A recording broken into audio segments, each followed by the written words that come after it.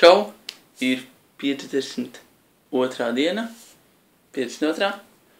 Un konkursu balsošana ir beigusies. Un rīt ievietošu rezultātus, kuri ir tad tie laimīgie, kuri vinnēs kārtis.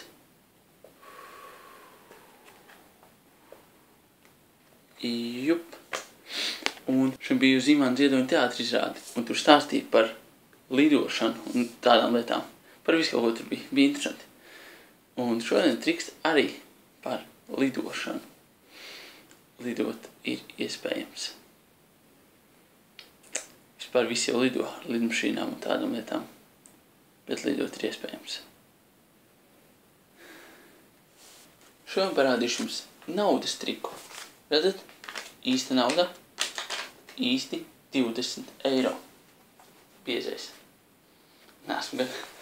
Bet es jums parādīšu, kā šī nauda aizlido vējā.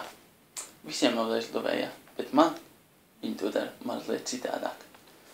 Redzat? Es paņemšu naudu un tagad burvju mājiens.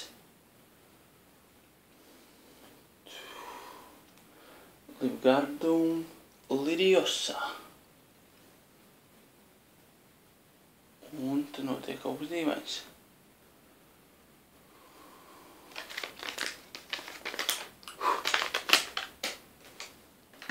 Tā pati nauda.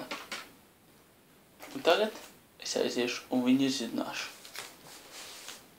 Veikalā, protams.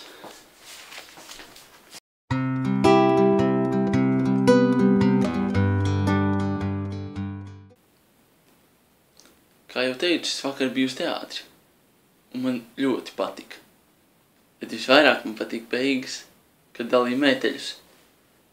Es paņēmu vesels 3. Jup. Der.